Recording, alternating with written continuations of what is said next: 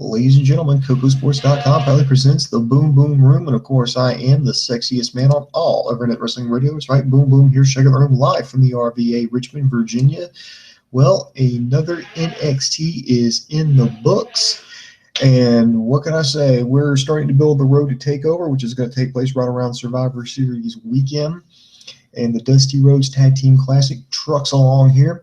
So what do you give tonight's show? Do you give it a win, a loss, or a tie?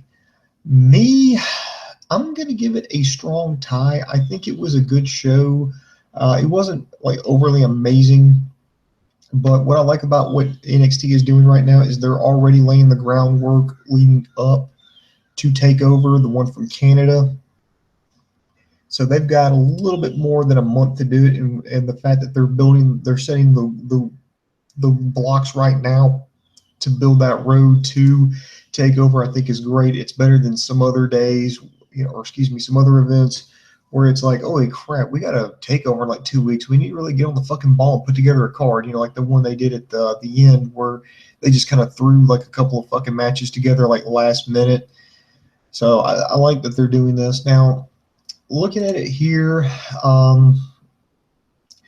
let's see. The first we see the Glorious 10, that's Bobby Roode and Todd Dillinger, taking on the debuting faction of Sanity. I like the idea of the Glorious 10. I liked Sanity's debut. Glorious 10 came out. Then they did like a long entrance for Sanity, which was 4 people. They were wearing a mask. You didn't really know who they were. And the first 2 people that are to be in this faction are Alexander Wolf and Sawyer Fulton. If you're a hardcore nerd, I mean NXT viewer, yes, I let myself into that. You've seen Alexander Wolf and Sawyer Fulton in singles and tag team competition before. I don't think necessarily together, but they've been there for a while. So I like the fact that they've kind of gotten a break here and they've gone out. They immediately attacked Ty Dillinger. They really took the fight to him. He didn't really have a chance to get the offense in. Bobby Roode, like he was about to go in and save his tag team partner, but Sawyer Fulton and Alexander Wolf were just staring a hole through him. They were just seething.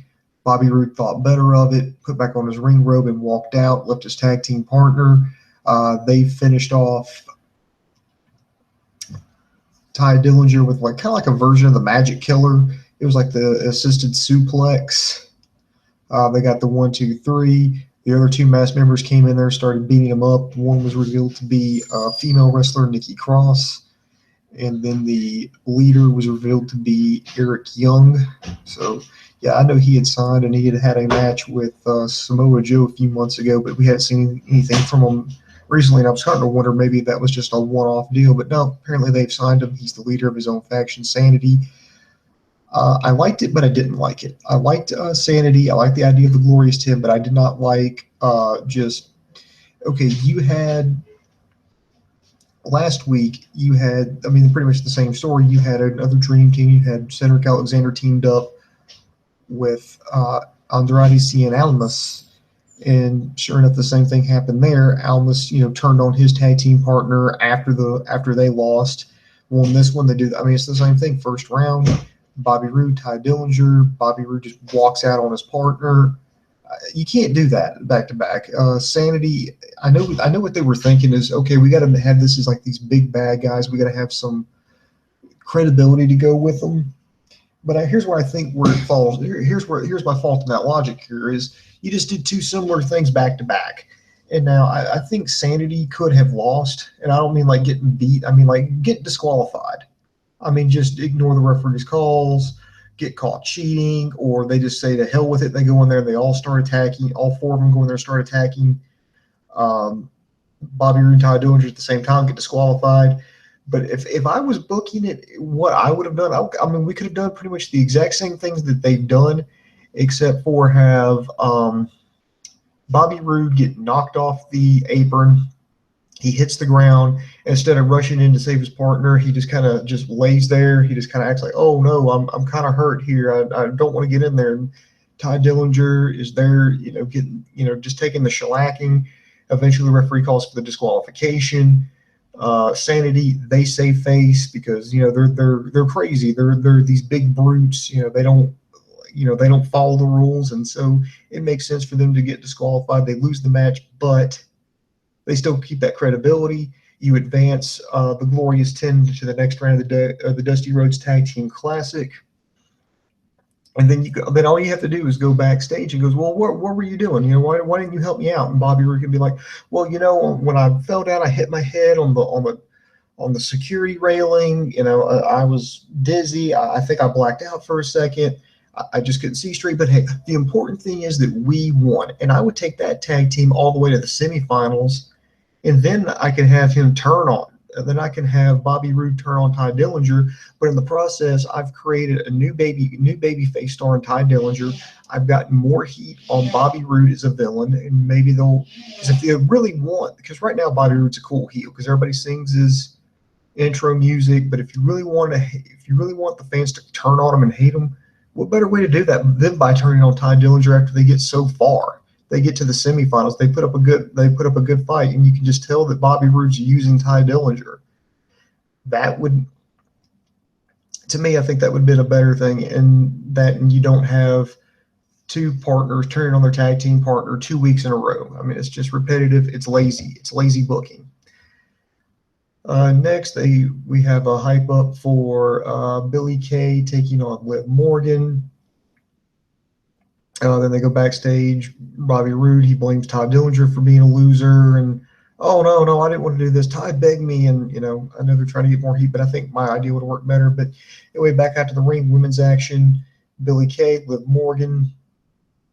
Not much to say about this one. Peyton and Royce came out with Billie Kay. They've kind of reformed their friendship on screen, which I like. I know where this is going here. This looking like they're building up Billie Kay to be the next challenger to Asuka, and Liv Morgan was just in the way. Liv Morgan kind of holding her own, always kicking out, but eventually Peyton Royce grabbed her leg. That led to a distraction. The referee admonished Peyton Royce, but by the time Liv Morgan turned back around, she took a big boot right to the face. Got the pin, got the win. So maybe I'm looking way too much into this, but I'm thinking they're setting up Asuka for her loss because honestly, I think and I love Asuka, I really do, but I think she's kind of wasting her time there in NXT now. I mean, what more can she do? I mean, there is no credible competitor that can beat her. I mean, Billie Kay can't beat her one-on-one. Peyton Royce can't beat her on one-on-one. Ember Moon can't beat her one-on-one. Liv Morgan sure as hell didn't beat her one-on-one. And there's nobody else there. I mean, Bayley's not there. Nia Jax isn't there. None of the other 4 horsewomen are there. There's nobody that can credibly beat her one-on-one. So what is there left for her to do? Well, she's going to have to move up. And I think if it was me, I would go ahead and just put her on Raw because that's where, quote unquote, all the big names are. And plus they've got 3 hours they have to fill. So what I think they would do is WWE's going to set up where Billie Kay, it's going to essentially be 2-on-1 where Billie Kay can beat Asuka, but with a lot of help from Peyton Royce. And then they go ahead and call up Asuka, and then Billie Kay can talk about how she's the one who ended the undefeated streak of Asuka. She's the new queen of NXT. There's no one there to stop her, and then it leads to a feud with Ember Moon. That's where I would take it. Then they did the replay of Andrade seeing Almas attack on Cedric Alexander. Then they showed the Fallout video where it said the fans should be cheering for him and not his partner because he's the best. They need to remember me. It's all right, but then again, this is 2 weeks in a row you've had somebody turn on their tag team partner in the Dusty Rhodes Tag Team Classic. Come on, WWE, you're better than this, or at least NXT, you're better than this. Stop being so lazy. Then we get to TM61 taking on a tag team of Tino Sabatelli and Riddick Moss.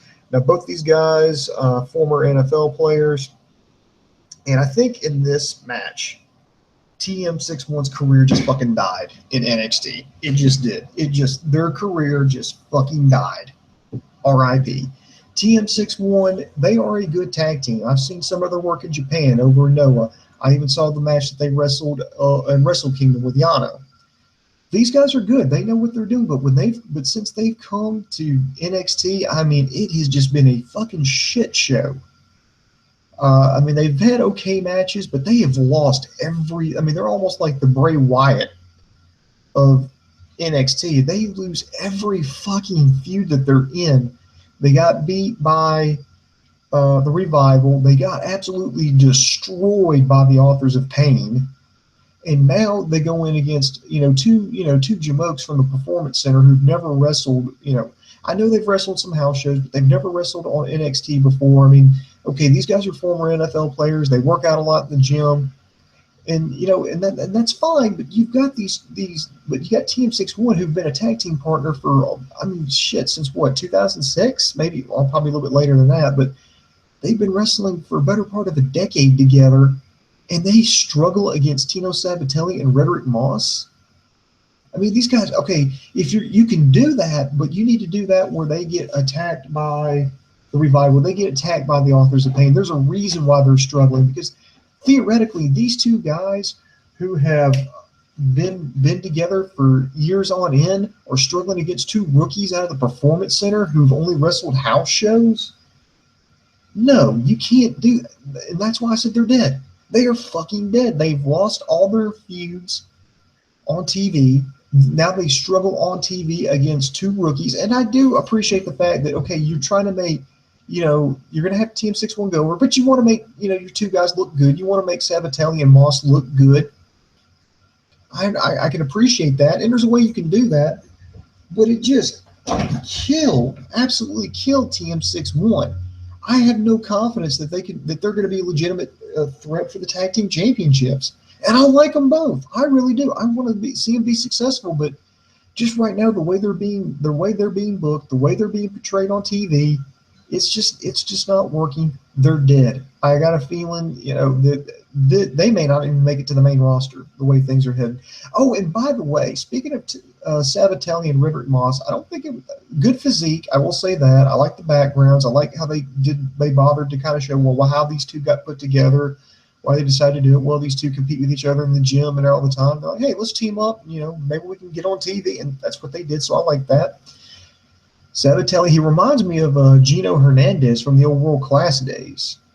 So that's what and then Rederick Moss, he's the guy you can thank for not getting able to see Hideo Itami because he just almost broke his goddamn neck. He was in Key Largo back a few weeks ago. He botched a power slam on Hideo Itami and dropped him straight on his fucking head, injured his neck, and they're saying Hideo Itami is going to be out again for months. So Itami, man, I feel like this guy cannot fucking win. I mean, he gets a shoulder injury, has a surgery, doesn't really work, so he has to go in for a second surgery. He's out for over a year. He's out for 18 months. He finally makes his comeback and then goes in and gets fucking crippled. Well, not literally, but just injured by a fucking rookie at a house show in Florida about a week or two ago.